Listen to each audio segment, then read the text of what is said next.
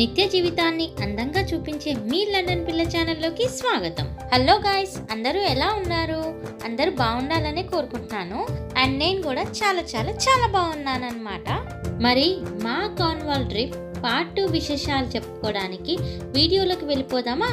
ఫస్టే కదా చాలా ఎంతూసియాజంతోని మేము ఈ రోజే 2-3 ప్లేసెస్ అయితే కవర్ చేసామన్నమాట. సో ఆఫ్టర్ మినాక్ థియేటర్ ఇక్కడికి వచ్చాము. ఏంటి ఈ వీడియోలో మొత్తం ప్లేన్ ల్యాండే చూపిస్తుంది, ఏం కనిపించట్లేదు అనుకుంటున్నారా? సో ఇప్పుడు చూడండి ఎక్కడికి వచ్చేసాము. ఈ భూమి అనేది మనకు ఎన్నో విధాలుగా ఉపయోగపడుతూ మన జీవిత చక్రాన్ని నడిపించడమే కాకుండా మనం చేస్తున్న ఈ వేస్టేజ్ ని రెన్యువల్ రీసైకిల్ చేస్తుంది కదా. అండ్ కొన్నిసార్లు మనం ఎక్కడికైనా వెళ్ళాలి అనుకున్నప్పుడు బాగా ఎంతకనం వాక్ చేసినా కూడా ఇంకా డెస్టినీ రావట్లేదే అని చెప్పి చాలా ఆయాసపడిపోతూ ఉంటాం కదా. అలాంటిది ఈ రోజు ఇప్పుడు మనం ఉన్న ప్రదేశం ఏంటో తెలుసా? మొత్తం ఈ ల్యాండ్ అనేది ఎండ్ అయిపోతున్న ప్లేస్ అన్నమాట.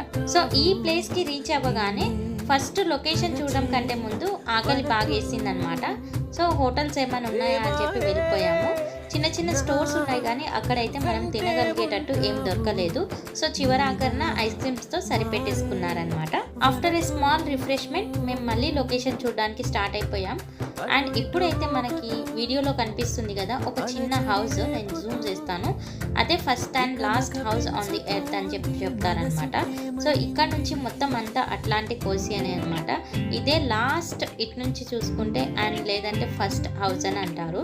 సో ఈ ప్లేస్కి కూడా మేము అక్కడికి వెళ్ళబోతున్నాము. ఫస్ట్ అయితే ఇక్కడ ఉన్నామన్నమాట. ఇక్కడ ఈ పోల్ ఏదైతే కనిపిస్తుందో ఈ పోల్ దగ్గరికి మనం వచ్చామని చెప్పుకోవడానికి ఫొటోస్ అయితే తీస్తున్నారు ఇక్కడ.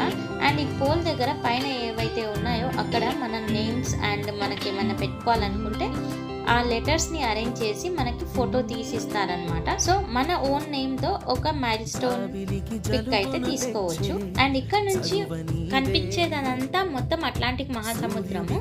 అండ్ ఇక్కడికి వచ్చాక ఫీలింగ్ ఎలా ఉందో తెలుసా? ఒక గూస్ బంప్ ఫీలింగ్ అండ్ ఒక సర్ప్రైజింగ్ ఫీలింగ్.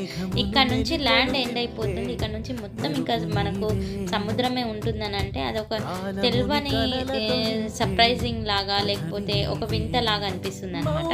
సో ఈ ప్లేస్ లో మేము అరౌండ్ 2 to 3 అవర్స్ స్పెండ్ చేసేసి మొత్తం చూసేసి అక్కడ నుంచి నెక్స్ట్ అక్కడే పక్కన ఉన్న ఒక చిన్న బీచ్కి వెళ్ళామన్నమాట. సో అప్పటికే మనకు హాఫ్ డే అయితే ఫినిష్ అయిపోయింది. ఈ బీచ్ దగ్గర అయితే మేము నార్మల్గా చుట్టుపక్కల ప్లేసెస్ చూసుకొని వెళ్ళిపోయాము. ఇక్కడ అయిపోయాక ఇంకొక బీచ్కి వెళ్ళాము. ఆ బీచ్లో అయితే మేము వాటర్లోకి దిగాము. ఇంకా వాటర్లో దిగామని అంటే ఇంకా మంచిగా ఫోన్ కూడా ముట్టుకోవడానికి ఉండదు కదా, చాలా సాల్టీ వాటర్ అండ్ మట్టి కూడా బాగానే ఉండింది అనమాట. సో ఇంకా మేము ఎక్కువగా షూటింగ్ అనేది ఏం చేయలేదు కానీ ప్లేసెస్ అయితే బాగా ఎక్స్ప్లోర్ చేసేసి ఆ తర్వాత ఇంకా డైరెక్ట్ మళ్ళీ కాటేజ్కి వెళ్ళిపోయామన్నమాట.